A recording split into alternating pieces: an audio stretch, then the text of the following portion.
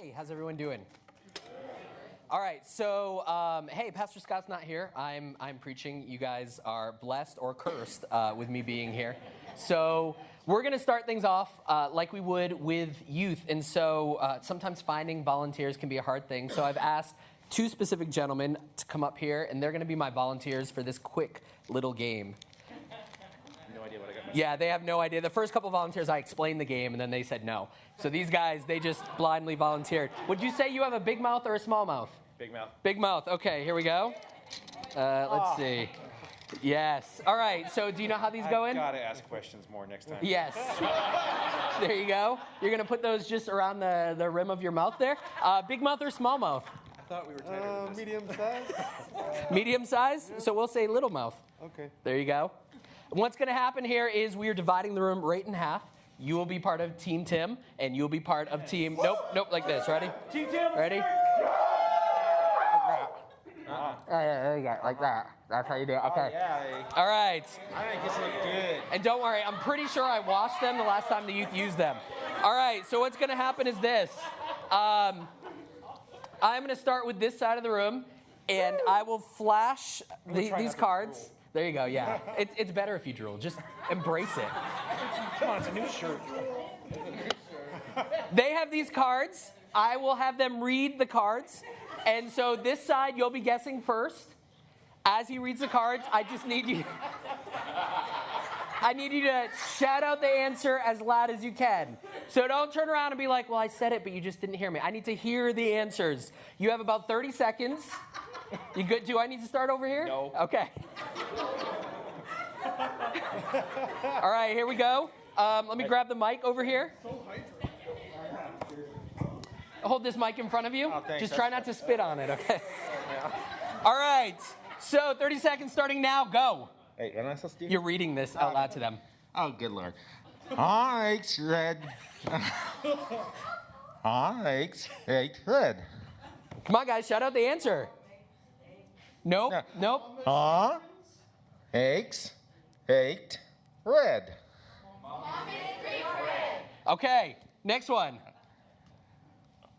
All man has bad breath. All right. There we go. They got two. Round ears ask in the sun. Round ears ask in the sun. Come on. Time. All right. Thank you. The correct answer to that one was brown beavers bask in the sun. It was a little longer than 30 seconds because I just wanted to kind of them to experience the entire thing. So we're going to give you about 40 seconds, okay? It might be too small. It might be too. I don't have a smaller size. Okay. No.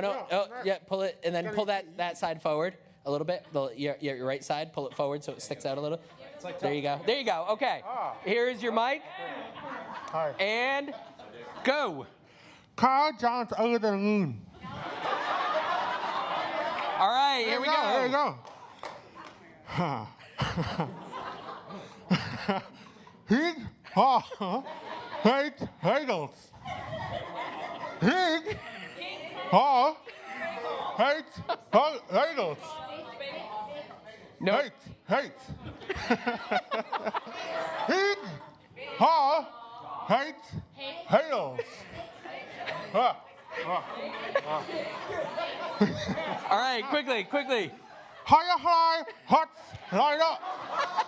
Higher high. Time. All right, thank you. All right, thank you guys. Just drop them on the chair right there. All right. This is why my teenagers have learned never volunteer for a game.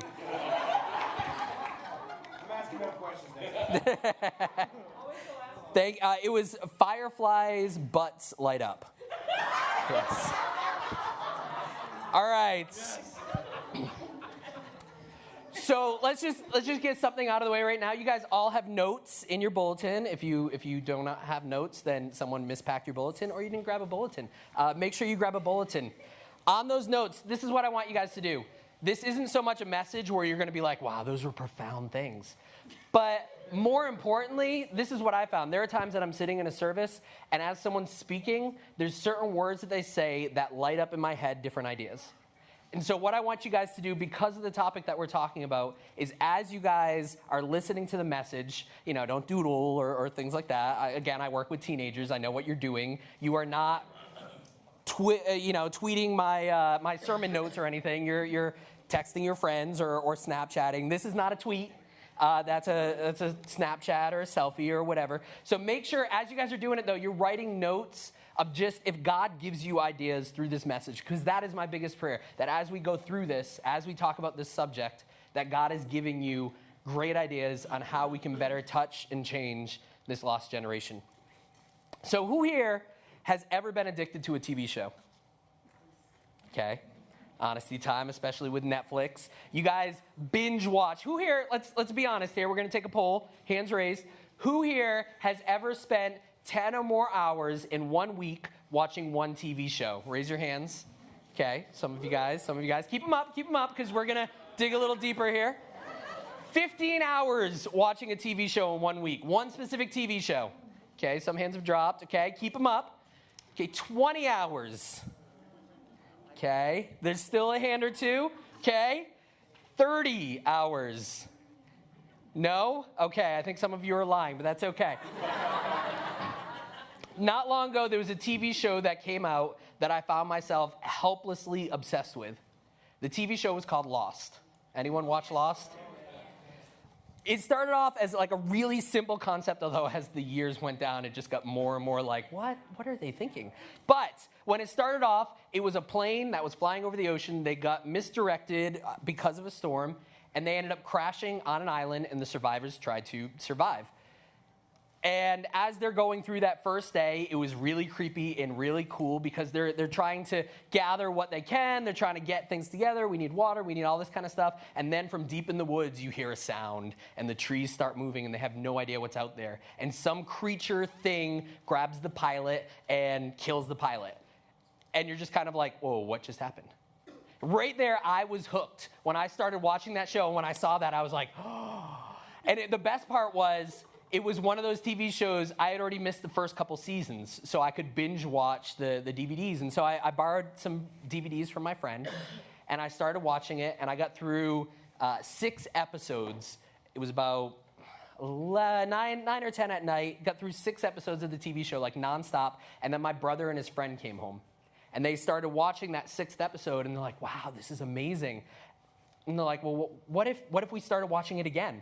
I had no problem, and so we started the first disc, and that night we finally took our break at about 3:30 in the morning because we had to use the bathroom and maybe sleep a little bit. And then the next morning we woke up at 9 o'clock, and the rest of us watched it until we finished the series about 11:30, almost midnight that night.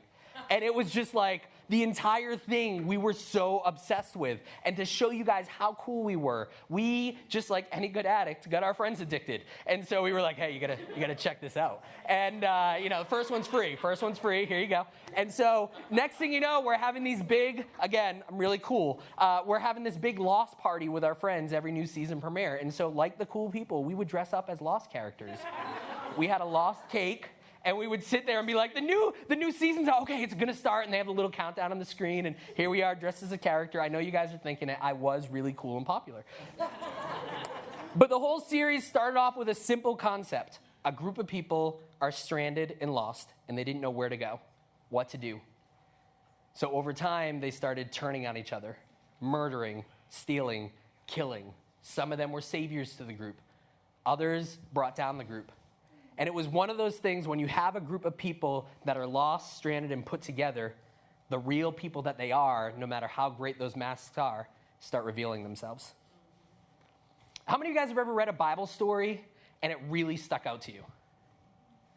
Okay, there's sometimes you read certain sections, and let's be honest, we're kind of like, But then there's other times that you read it and you're just like, wow, maybe it was like super, super violent. Anyone here, you like those really violent Bible stories? Like, you're like, that could be a video game right there. I would play that. Or you have the really nice romantic love stories, and you're like, oh, this is so sweet. This is so great. And then there's verses sometimes when you read the Bible that scare you.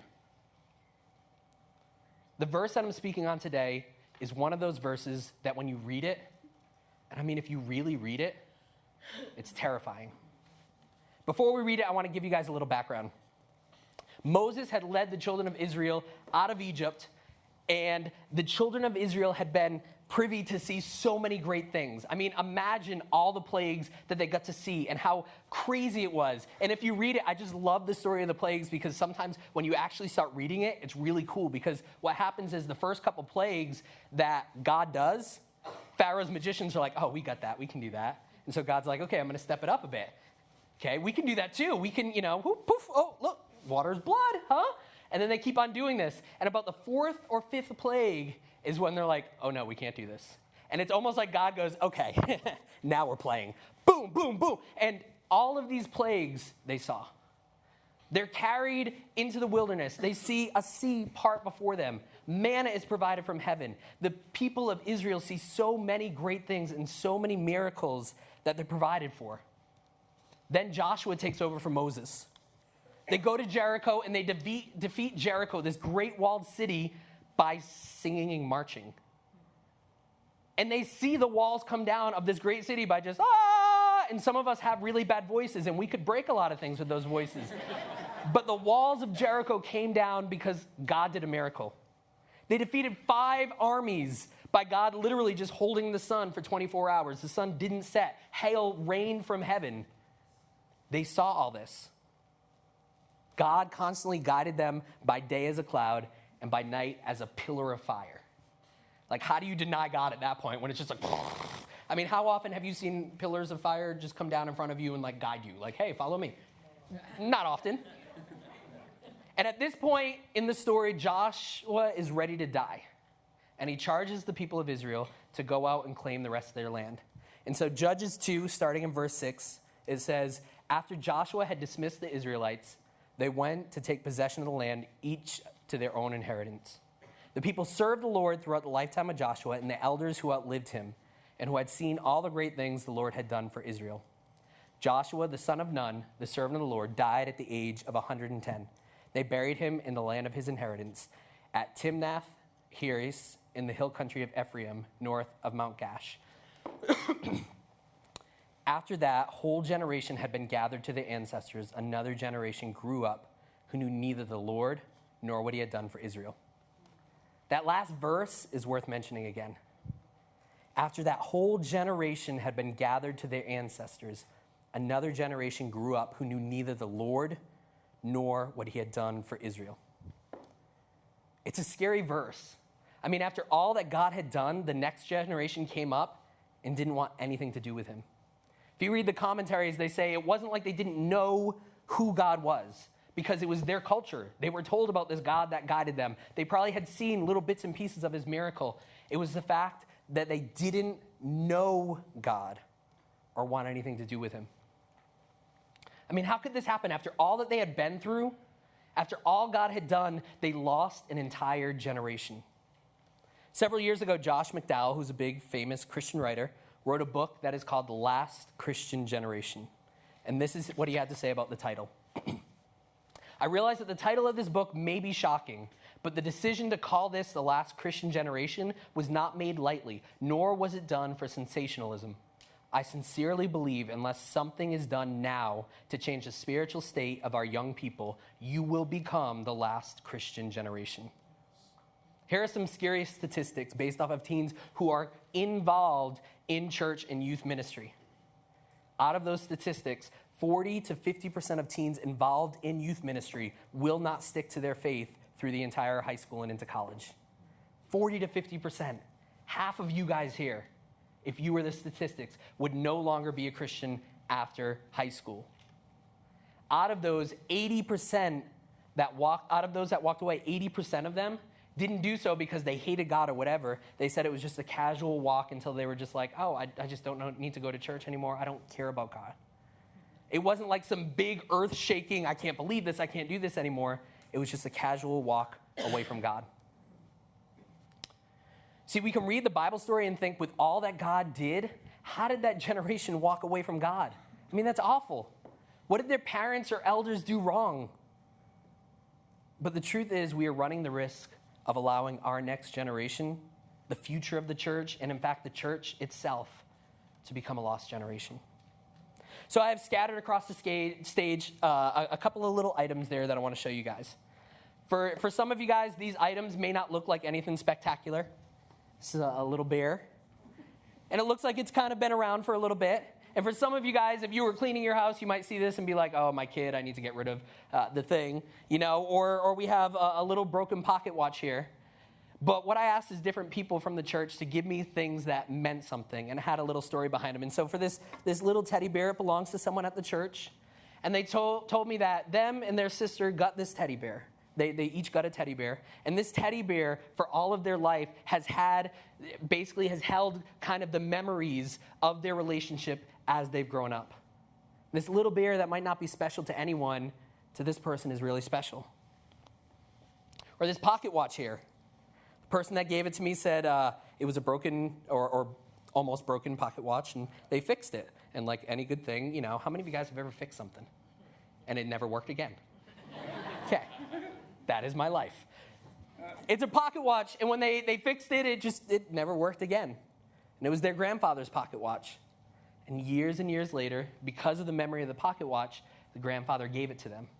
It's a pocket watch that's broken, and yet it was something that was left behind for someone because it has importance.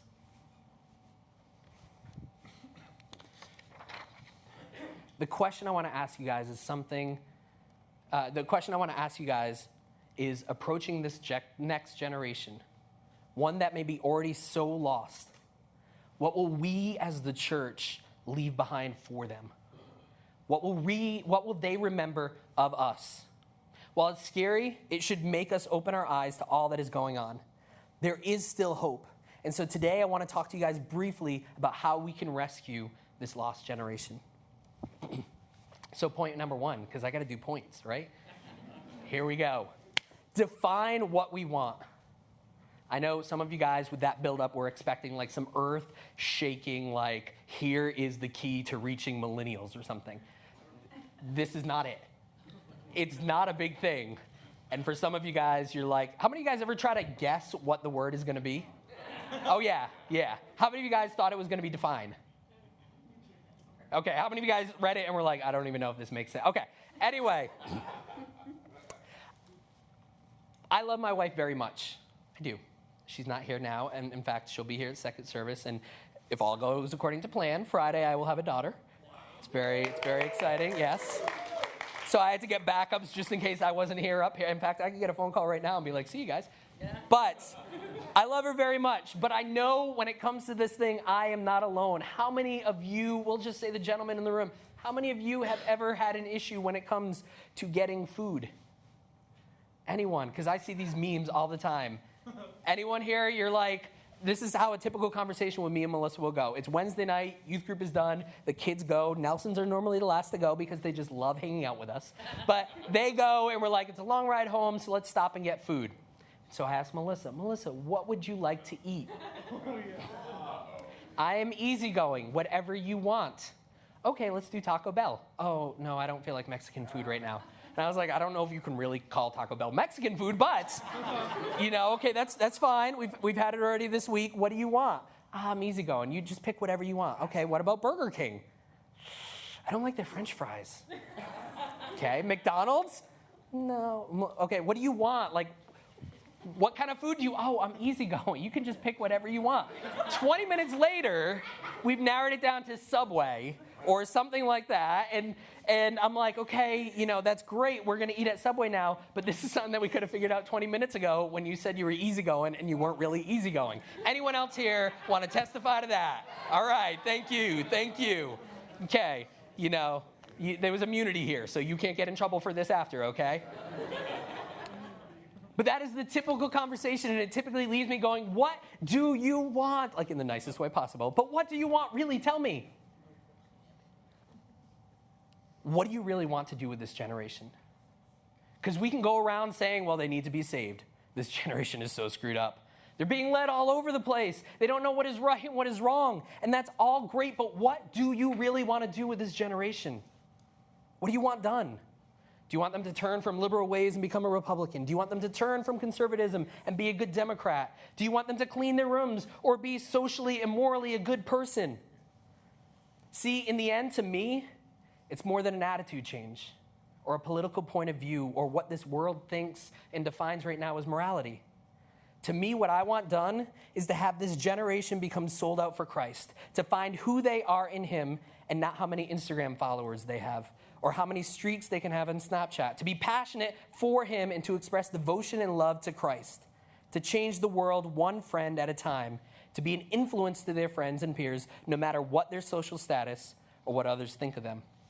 I want them to live in such a way that the devil quakes in his shoes the minute they wake up every morning, fearful of what their walk with Christ will do to this world. Amen. See, worldly morality changes. Political parties aren't the answer, and being a good person is the fundamentals of what a real Christian should be. See, I gave an example of what I think, what I wake up with every morning and view with every youth lesson that I write and meeting that I have with the teens. That is how I define it. But if you really want to rescue a lost generation, it all starts with defining what you really want to do.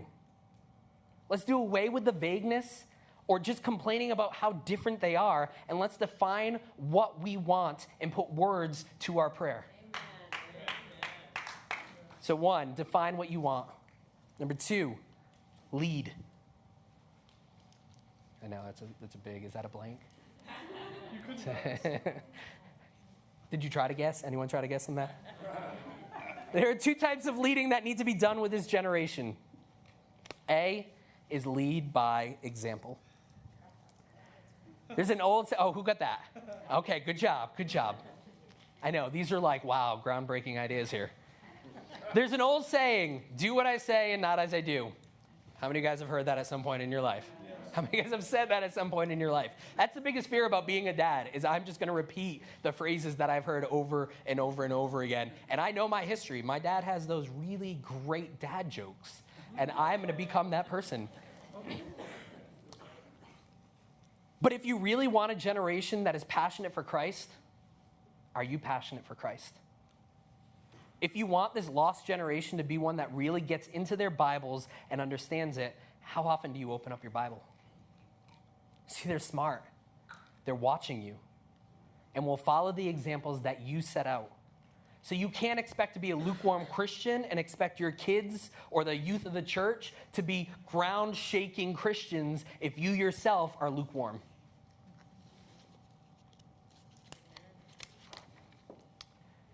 This is more than just a charge to the parents, but it's a charge to the church as well. When I was a volunteer in youth ministry a long time ago, almost 15 years now, there was a student that constantly talked about his baseball games. Every week he would come in, and our youth group growing up was about 70 or 80 kids. And he would always come in and he'd always be like, hey, I'm playing baseball today. Hey, this weekend I got a baseball game. Some people should come out. And every time it was just kind of, he was lost in the sea of kids, and it wasn't that it was done purposely. It's just when you have 70 or 80 kids that want you to come out to a game. And so here I am, and I'm just a volunteer. And I hear him talking about it all the time. And I know his dad isn't involved in his life. And I'm like, well, maybe he just wants someone to come out to his game. So I had a free weekend. I didn't know the kid that well. I just knew him by name. And that's it. And I was like, I'll just stop by. It'll be something quick or whatever. So I pull up. I watch the game. Yell out to him, hey, Tanner, I'm here. And he's like, oh, that's awesome. And it's one of those things when you go to a kid's game, let's be honest, unless your kid is like superstar athlete, you're watching the game out of support for the kid and not their talent, okay? And it was, he was pitching too, which was like, whoo, this is going to be a long game. So I watched him, and after he came up to me, and he was super excited that I was there to watch him play. After Tanner saw me at the game, I took him out for like McDonald's or something, and after that, he stuck with me. He was like glue. Again, I didn't really know the kid before. I was involved in Sunday school, and immediately after that, he wanted to be my assistant. As I got older and I took over the junior high at our church, he wanted to be there to help me every step of the way. He became my buddy and just wanted to follow whatever I did. I wasn't his father.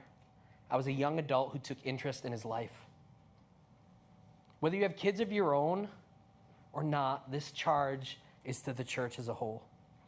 This generation is looking for examples, and they're looking at the examples that you set. Do you care about them?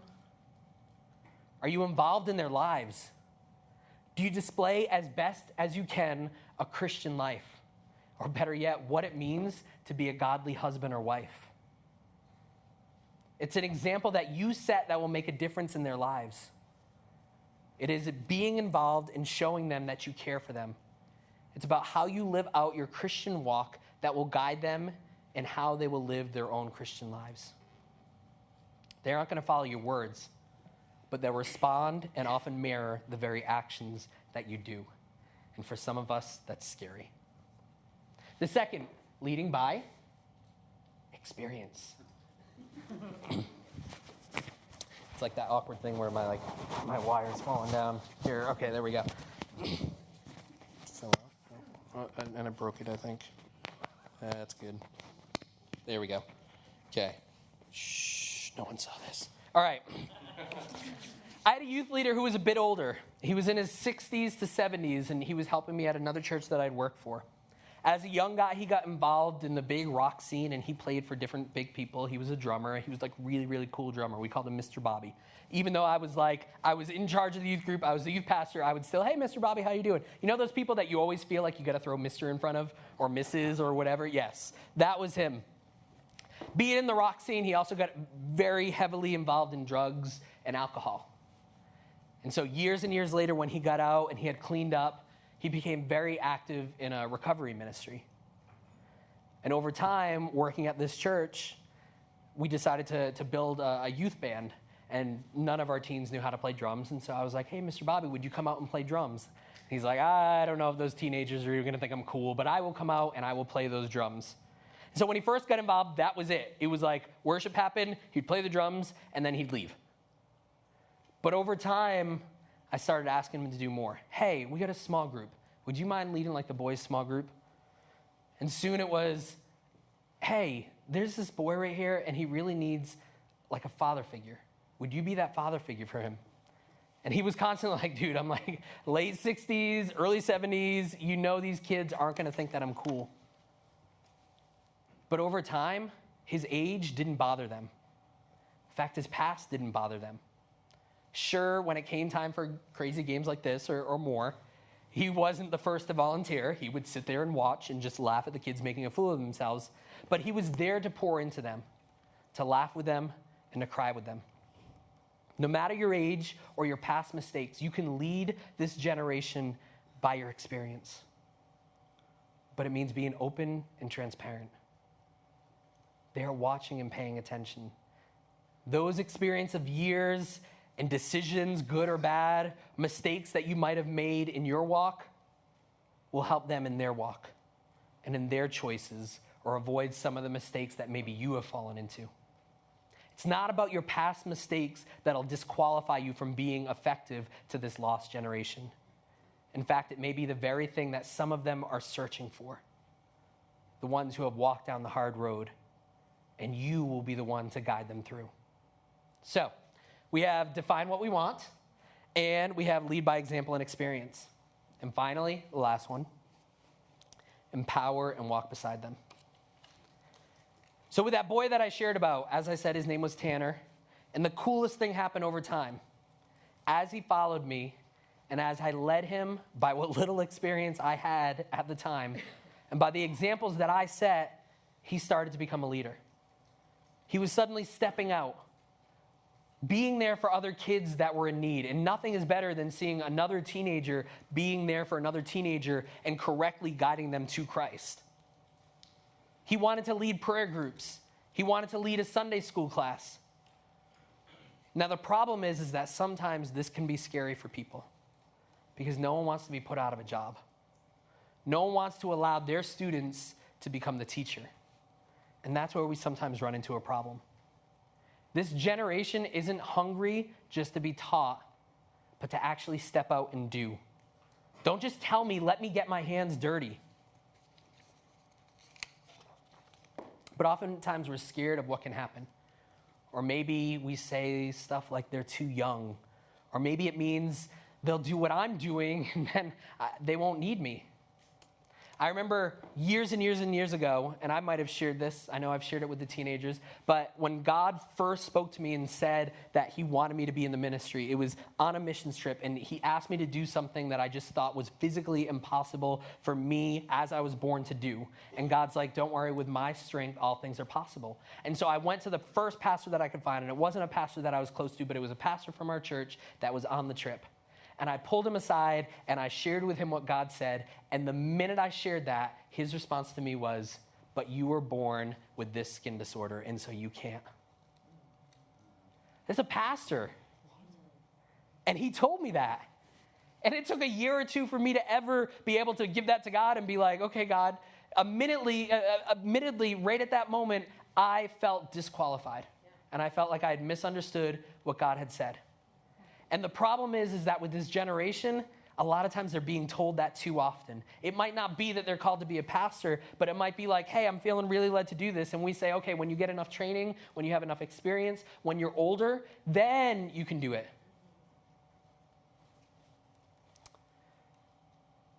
And because we're no longer empowering them to do anything, all we do is tell them to shh, be quiet, learn more, and eventually your time will come. I've known people that had so many of this next generation hungry to serve, but instead of allowing them to do so and showing them what to do, they would put them down because they didn't want to be shown up by a younger kid. Or on the flip side, we take them to the deep water and say, okay, swim, and toss them out there and hope that they will. And I've seen that too. People are like, oh, my kid is ready to serve. Go out there and do it. And that's it. I did my duty. I want to see this lost generation rise up, but that means empowering them and giving them opportunities. But don't just let them go off on their own. Walk beside them as they first do it. Be their training wheels. Don't hinder them, but be there for support and guidance if they're unsure of what to say or do. Nothing is greater than me than seeing our teens leading other teens, to them praying for each other. I know I've mentioned this to my teens a lot, but this last summer camp that we went to, God was really doing a lot of awesome stuff in our teens. And it was really awesome when you have these teenagers, after being there in that experience and really growing close to God, you have teens and they're coming up to me. And I had one girl that came up to me and she's like, for some reason, I'm just seeing this image and I feel like I need to go tell that person this image. And so my response was, well, let me go over and do that with you. I had another teen that was like, I feel like I really need to pray for this person, but I don't know what to say. And so my response was, well, let me go with you, and you can pray, and I'm there if you need any support from me. Seeing God and the Holy Spirit use these teenagers, using the gifts that he has given them. Or on top of that, having kids come up to me, young kids, and saying, I feel like God's telling me I need to be a youth pastor. Or I feel like God's saying I need to be a missionary. And being that different person than that pastor was all those years before, and instead saying, hey, you know what? Come with me, walk with me, and I will give you plenty of opportunities to use that gift. See, in the end, we run the risk of losing the next generation unless we as the church and the Christian community can rise up and make a difference in their lives. It's more than just being part of a youth ministry, which, I mean, if God's like, hey, I want to help with Epic, then I am all about.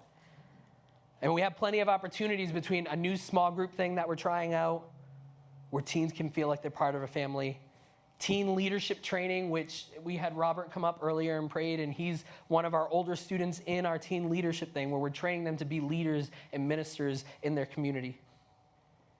Or Adopt a Grad program, keeping in touch and encouraging our teens that are going off to college, or being part of youth leadership team, or so much more.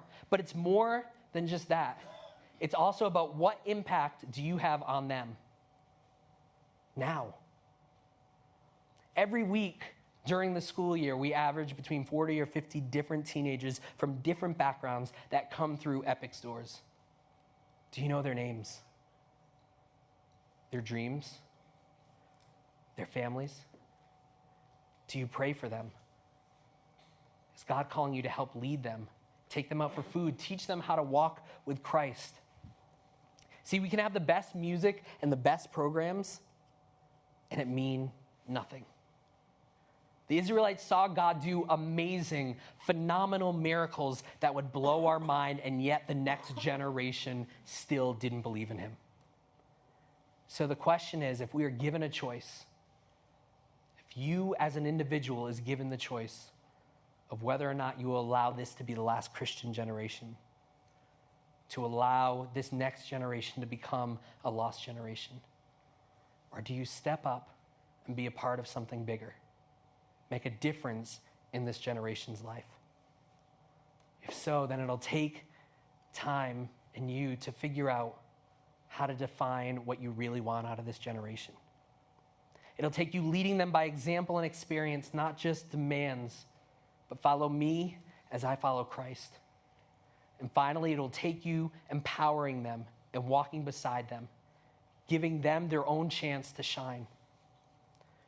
The question I want to ask you guys is, who are you pouring into? Who is this next generation you're guiding to Christ? And if you can't answer that, maybe God is saying, search them out, because they're right here.